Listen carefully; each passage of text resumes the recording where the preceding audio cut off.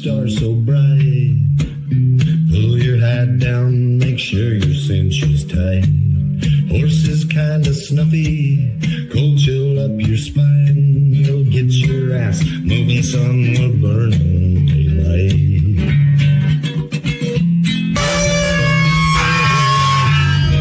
Howdy there, I'm Matt McKinley and we're burning daylight. In the saddle till the job's done right. Welcome to Burning Daylight, the only podcast for the working cowboy. Well, howdy there, daylight burners. Welcome back. Happy opening day. I know we talked about it yesterday. That was the first official game. The Yankees beat the shit out of the Giants. Not close at all. I didn't see the final score. I was headed to my daughter's softball practice, and last I saw they were down 5-0. I heard it was end up 7-0. Logan Webb got lit the hell up, starting the season hot with a 10.8 ERA. But we'll get more into baseball later. This is the Frigging Farm and Ranch Report for Thursday, March 26, 2026. Cattle are high, inputs are stupid, and there is a shooting war wrapped around the world's fertilizer hose. That was a AI quip. I read it 3 times. I decided it sounded good, so I'm rolling with it. But just so you know, that was AI generated. We'll hit the board, then we'll dig into what's really going on in the Middle East pertaining to, first and foremost, our military bases, and then some of the oil and gas and fertilizer stuff that all ties into the beef cattle market and your pocketbook. But it's not all heavy and dark and doom and gloom. It's spring and baseball's here. Like, it's officially here. It's not saying it's gonna be here. No, we had a game, an official regular season game. The Yankees are officially the best team in baseball right now. But the Giants are the worst team in baseball right now for a brief moment in time. So I'm looking forward to that. And then we got some on this day in history to close it out. But let's get into the show.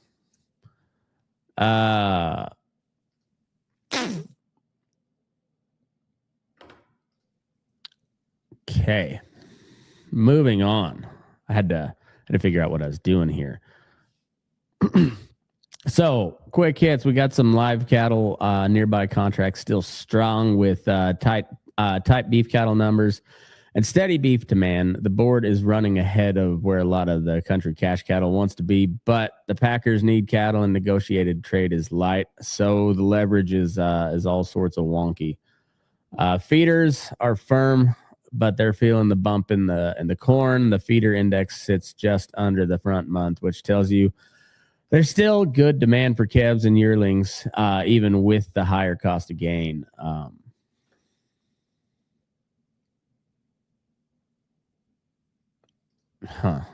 I thought I had a slide in between there. Guess not. Okay.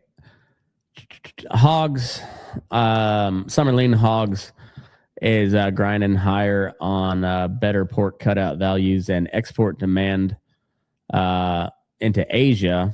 It's not a big margin, but the barns have something worth hedging against instead of just pain.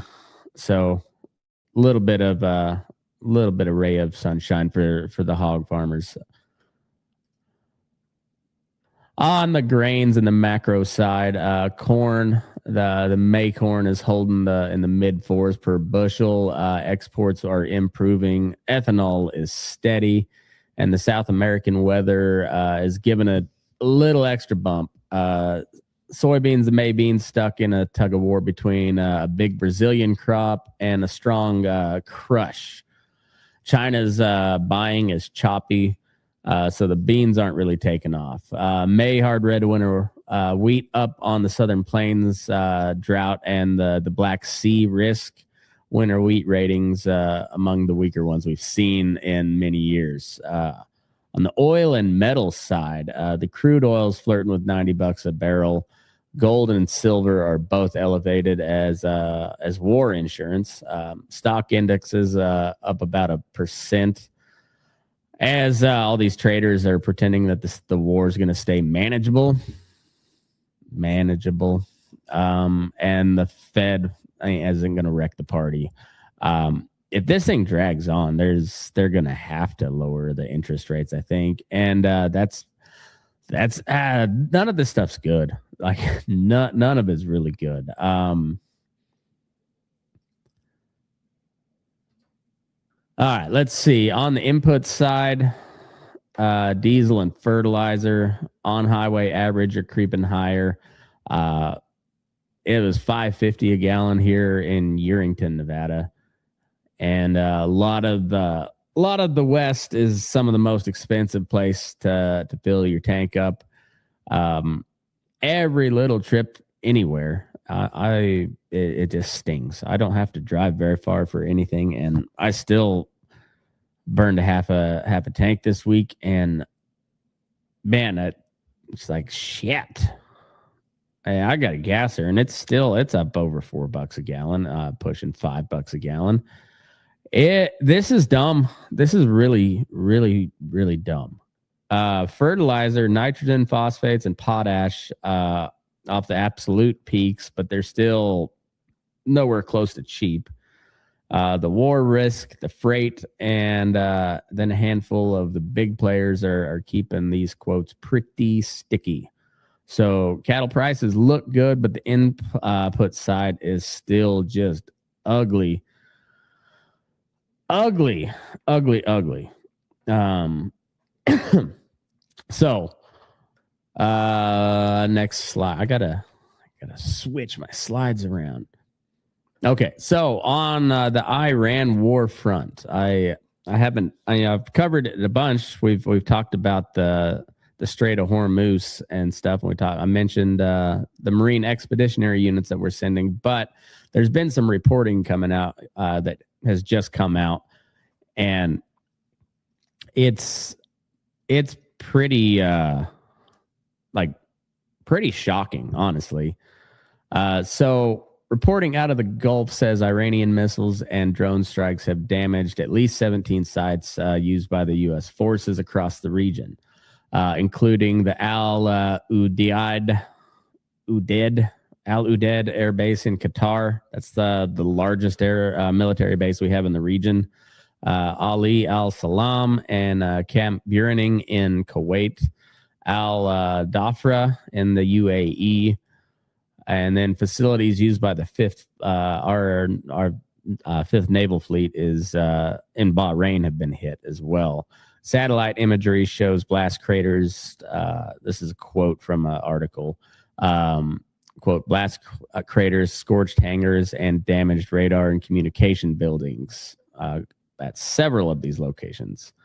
At Al Udeid, which hosts the U.S. Central Command's forward headquarters, officials say, quote, early warning radar and command and control systems were knocked offline, end quote, forcing some operations to shift to backup sites. Analysts also point to the Prince Sultan Air Base in Saudi Arabia, where missiles and drones have damaged radars and refueling infrastructure, with before and after photos showing one building next to the radar domes that are just completely destroyed. So all told, U.S. and allied officials estimate that the strikes have caused around $800 million in damage to the bases used by American forces in the Gulf so far. On top of the $800 million in damage, the Congress, the president is requesting $200 billion for this war effort, which is not really a war. It's an expedition or something, but we're doing war stuff, and they're at war with us, and we're not at war with them. We're finishing them. Yeah, I don't know what the hell we're doing. It was regime change, but we're not going in we're not putting boots on the ground. We're just sending a bunch of troops. Anyways, we'll get to that here in a minute. The energy infrastructure is also at risk. So throughout the Gulf, and then of course the Strait of Hormuz. So energy trackers have tallied a string of major oil, gas, and LNG or liquid natural gas facilities that have been hit or temporarily shut down since the fighting began. That list includes the Samref refinery at Yanbu in Saudi Arabia, the Bapco refinery in Bahrain, Kuwait's Mina Al Amadi and Mina Abdullah refineries, and the Lanaz refinery in northern Iraq, which is like Kurdish Iraq, all suffered damage or had to halt operations after drone and missile strikes and the fires that followed. So not only are they blowing up a bunch of really important shit, but it's important shit for oil, which burns thick, black, nasty smoke when it's on fire, and then it just doesn't really stop burning. You gotta cap it off somehow, and you gotta, like, it's an oil fire. You gotta smother it somehow, and good luck. It's a mess. On the gas side. Reports say Qatar's Ras Laffan complex, one of the world's largest liquid natural gas hubs, was struck by missiles and declared force majeure on some long-term contracts. I'm not sure what that means, but I think, you know what? Hold that thought. I'll be right back. And we're back. I just had my AI pull that up for me. So in that sentence, declared force majeure on some long-term contracts means that the LNG exporter is formally saying a war-related disruption is preventing it from fulfilling those contracts, and that the failure to deliver should be excused under the contract's force majeure clause. In contracts, a force majeure clause lists extraordinary events such as war, terrorist attacks, government actions, natural disasters, etc., that are beyond the control of the parties and make performance impossible or impracticable. When a party declares force majeure, it is invoking that clause to temporarily suspend or reduce its obligations without being treated as in breach, so long as the disruption fits what the contract defines and the party follows the notice rules. So here, Ras Laffan's facilities were hit by missiles and disrupted by the broader war. So the operator is telling buyers that the attacks and resulting shutdowns are a qualifying force majeure event. Practically, that means they may deliver less LNG or none at all for a time, and buyers generally cannot sue them for non-delivery during the valid force majeure period. Though the lost volumes and timing still matter for markets and futures and future negotiations. So there you go. So I was a little bit off on what I thought force majeure was, but now we know.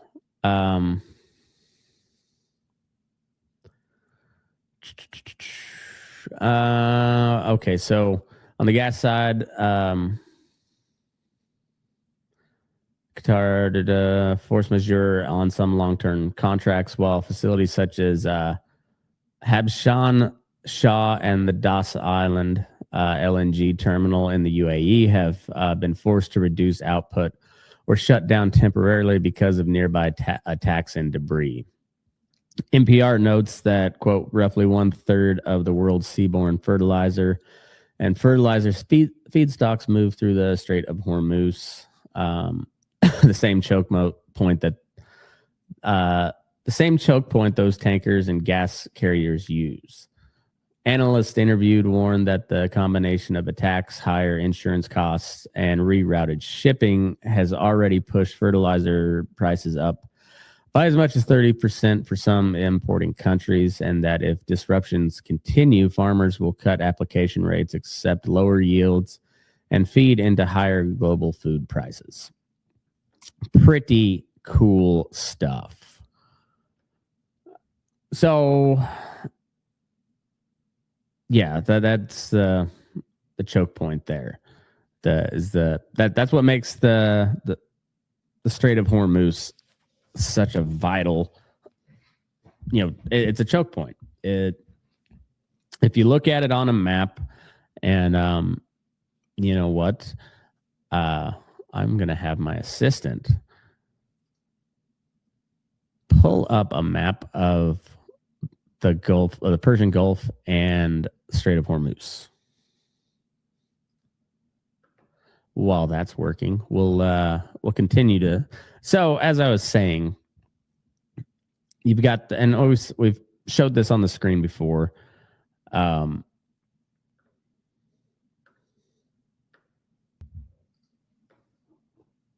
Okay, here we go. Now we're back in action. So this is the Strait of Hormuz here. You got the Gulf of Oman, and then from Gulf of Oman leads into the Strait of Hormuz. So you got Oman, the UAE, Qatar, Bahrain, and then Iran over here, Saudi Arabia over here. All of these places are important oil choke points. And then you have Karg Island, which they talk about as a major, it's the major export point for the Iranians, is way up here in like the northern part of the Persian Gulf. And I'm not sure, I don't think you can see my pointer on the screen, maybe not. But all that to say that, yeah, it's a very, very important point of trade for the entire world. Like, huge amount of trade goes through there, and then you have all these countries there on the Gulf that are major exporters of urea and potash, all stuff that makes fertilizer. So, long story short, it's a real shit situation. And I'm not sure at all how much of a plan our government has for it. Okay, so now let's move into where's my there we go, troop buildup. Because my last slide here was about the beef impact, and the shortages. So, but like all of that leads into it. So 1/3 of the world's seaborne fertilizer and fertilizer food stocks move through the Strait of Hormuz. That's a lot. As the whole world is concerned, 1/3 of it it's a pretty large amount. So analysts interviewed warned that the combination of attacks, higher insurance costs, rerouted shipping, it's already pushed fertilizer costs up. We talked about the New Orleans urea barge, how much the rates have went up on that, and then we're going to get into some more of the fertilizer side of things here in a few minutes. This is a little bit of a longer episode today, but stay with me. So now we've got troop buildup in the region. Coverage from multiple outlets says that there are now more than 50,000 troops are deployed across the Middle East, spread between. Stay with me. That's a long list.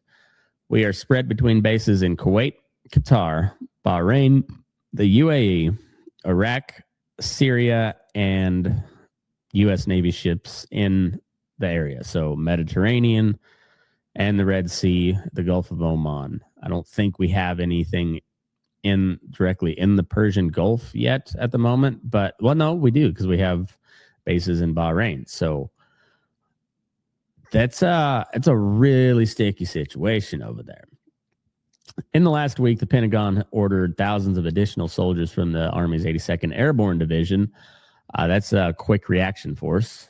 They're the ones that are usually they're on like 24-hour notice to be deployed. I think it's 18 to 24 hours notice that like from you got notice and now you're in theater.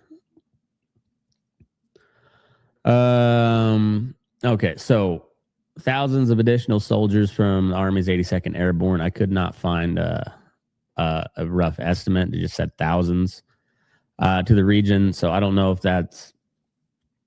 I want to say it's probably around 3,000 troops, but these are elite light infantry paratroopers. So they, but they're light infantry, so they don't have armor that goes in with them. The Marine Expeditionary Units have roughly 2,200 Marines and sailors each. So I think it's like 2,250 about. So roughly 4,500 Marines are headed that way on amphibious ships.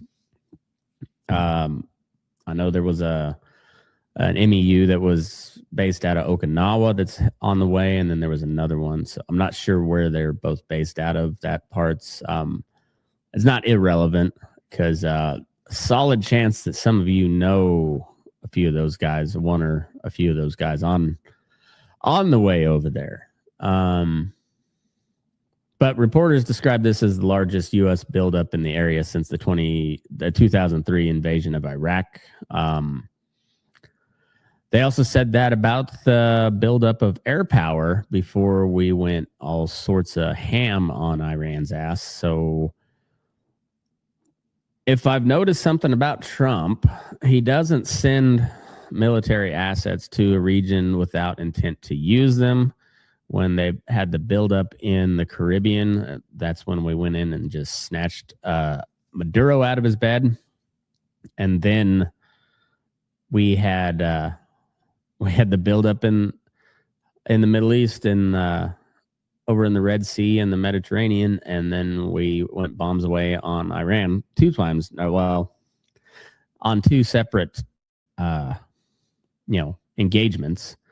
One, we're in week 4 of it now, so they said 4 to 5 weeks would be over, and he said we're winning this war, but now this reporting is like, how are we?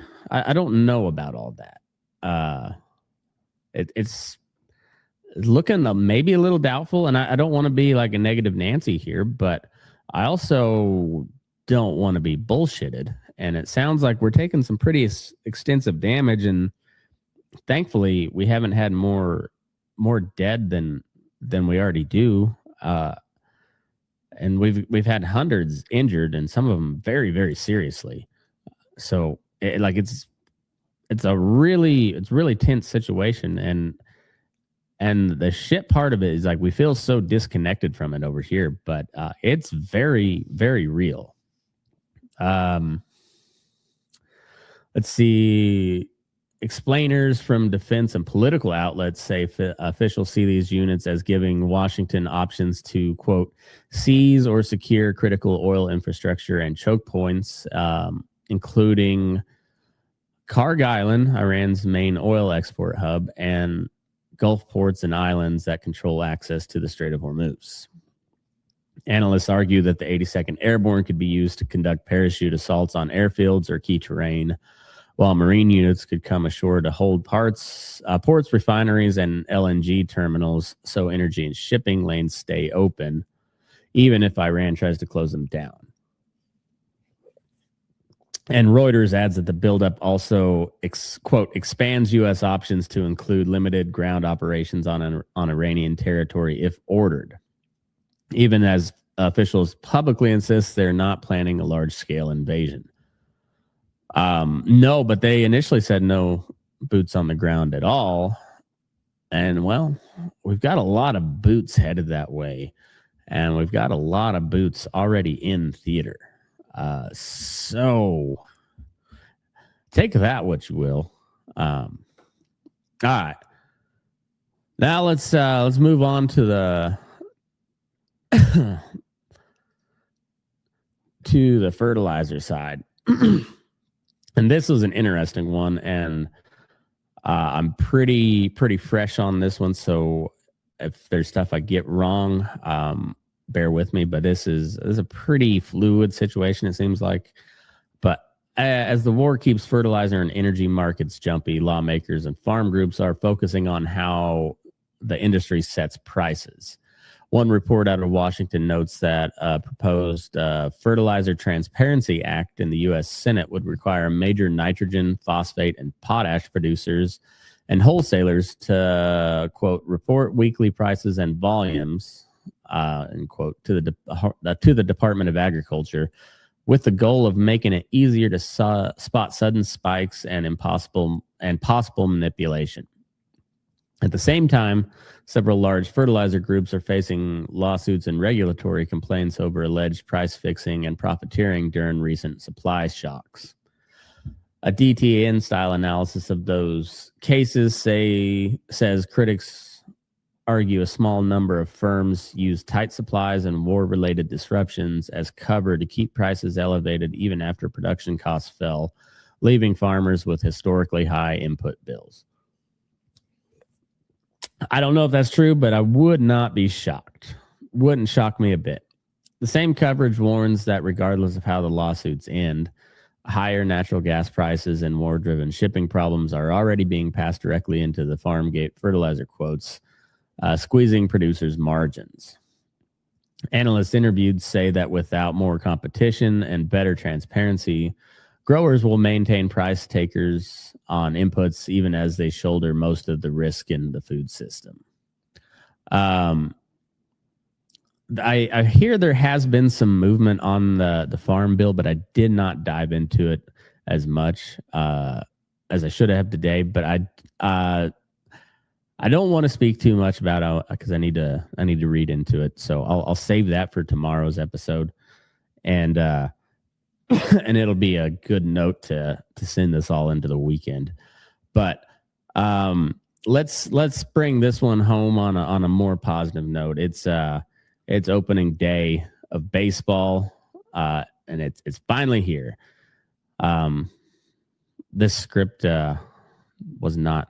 They were not expecting my little wayward tangent about how the Yankees are officially the best team in baseball and the Giants are the worst team in baseball at the moment. But that'll change quick. So after tomorrow, half the teams will be tied for first and half the teams will be tied for last. I can't remember if the Yankees play tomorrow or not. Let's see. Thursday, the 26th. We have the Giants and the Yankees do not play, I don't think.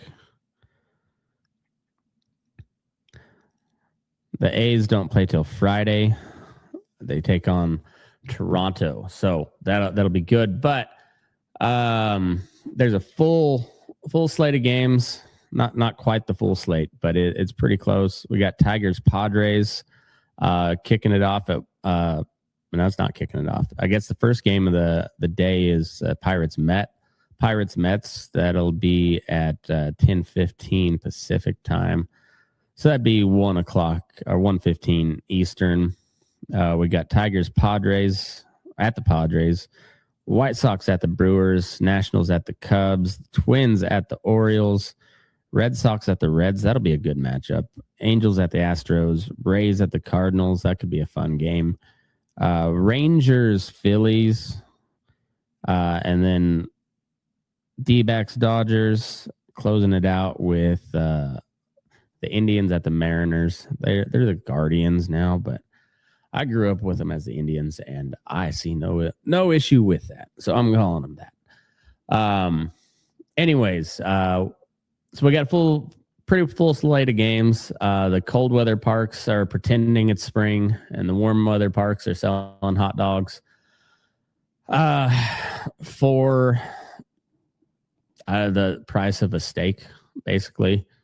And if you're sick of all the war headlines and the high fuel prices and all of that bullshit, well, turn on a game, whether it's on the TV or the radio. I enjoy listening to baseball on the radio. I enjoy watching it on TV. I don't care how I see it.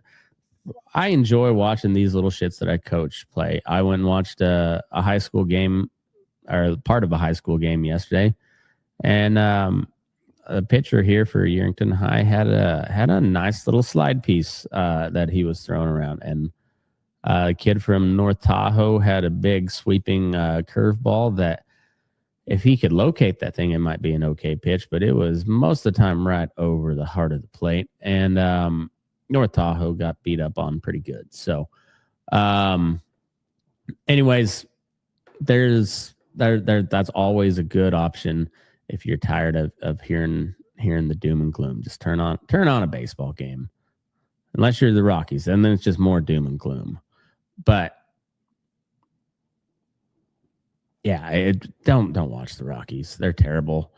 Their ownership's terrible, and they don't deserve to own a baseball team. I feel bad for the players that play for them, but they need to sell the team. They really need to sell that team.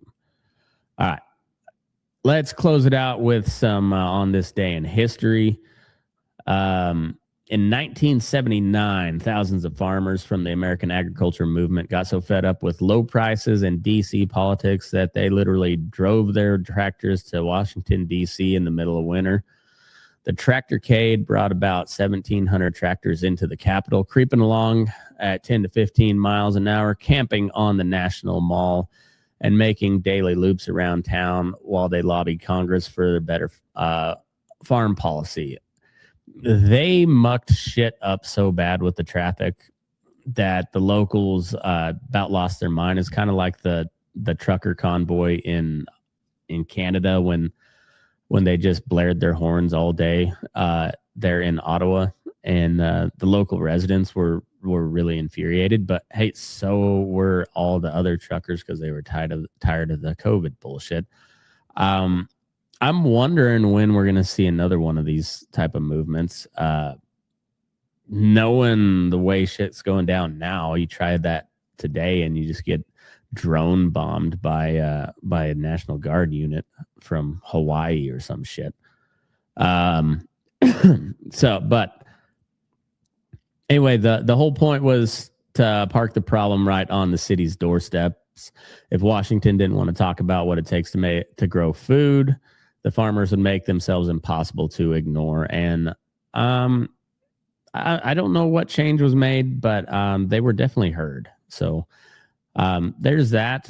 And it's curious. I wonder if that's in the cards in the near future, particularly with all this nonsense going on. And close it out on the baseball side. I don't know what exact day in history this was, but it was an opening day 1907. New York Giants hosted the Philadelphia Phillies right after a heavy snowstorm. The grounds crew shoveled all the snow off the field and piled it along the fences. They figured it would just sit there while everybody watched the game, but instead, when the Giants started losing, the crowd, of course it was Phillies, when the Giants started losing, the crowd turned the ballpark into a giant snowball fight, pelting each other, the players, and the field with snow. So this was in New York. Umpire Bill Clem warned them over and over and finally forfeited the game to the Phillies because the fans would not stop throwing snowballs.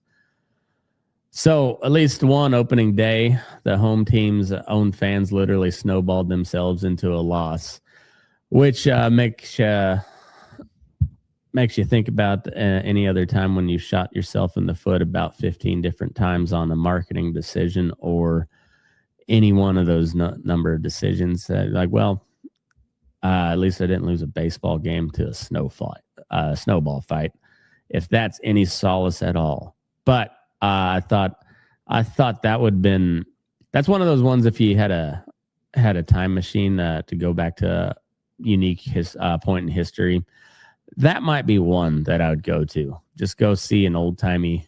This is 1907, old timey. I think this is like the spitball. They're not even the live ball era. But go watch one of those games and see it just get disrupted by a snowball fight. I think that'd be cool as hell.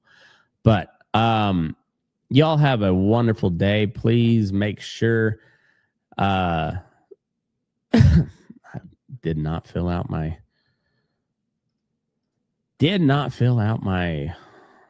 slideshow the rest of the way. Anyways, please reach out if you got any stories you'd like me to cover. I've had people reach out already, talk about wolves, talk about some water issues down in Corpus Christi so I got to look into that. And I have been building a news app. I initially built to help research the show, and I've only been working on it a couple days, but I've been building it with AI, and it works. It works pretty well. Like, still got a few little bugs here and there that I'm fine tuning, but this is something that would take people like months and months, if not years of work, and like manual code entry. And I'm just talking to AI chatbots and be like, hey, do this. What if I did this? So I've got what I'm calling the Burning Daylight report. And it's got farm and ranch news. It's got the Fence Post politics side of news. It has a sports tab. And then it also has a global war tracker. So it has a whole bunch, about pretty much anything you'd want to know if you want to stay up to date on where all the shooting is going on around the world. And I think it could be very, very useful to somebody that wanted to use it. And so I'm going to be working on that. I'm going to try to figure out how to monetize that, because I think it's pretty cool. I've put a little bit of time into it. I put a handful of dollars into it, not much, but it's pretty cool. And I'll be rolling it out to the public pretty soon when I figure out how I'm going to roll it out. But anyways, if you'd like to take a look at it, please reach out to me, and I'll be glad to give you a little preview.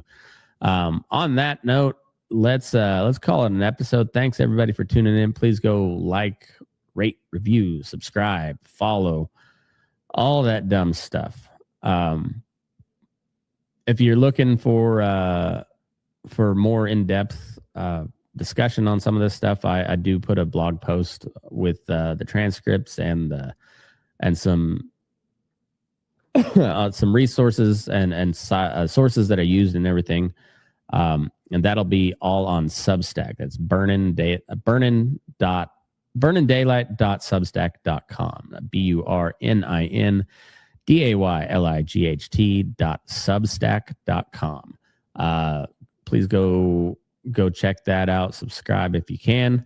And you get ad-free episodes and then all the other extra stuff. And then I have a link in there for this new app. So if you go subscribe, you can check it out before anybody else. So that's all I got.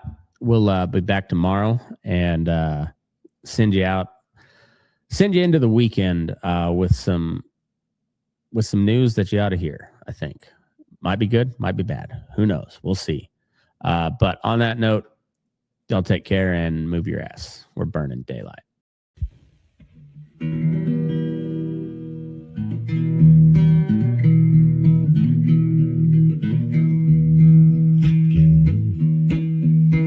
Your eyes up in the morning beneath the stars so bright. Pull your hat down, make sure your cinch is tight. Horse is kinda snuffy, cold chill up your spine. We'll get your ass moving, son. We're burning daylight. Burning daylight. Burning daylight. In the saddle till the job's done right. Burning daylight. Well, life is just a gather, and you won't catch 'em all. But when you ride through the gate, make sure you sit up tall. I can see the horizon, it's looking pretty bright. Well, get your ass moving, son, we're burning daylight. Burning daylight. Burning daylight. In the saddle till the job's done right.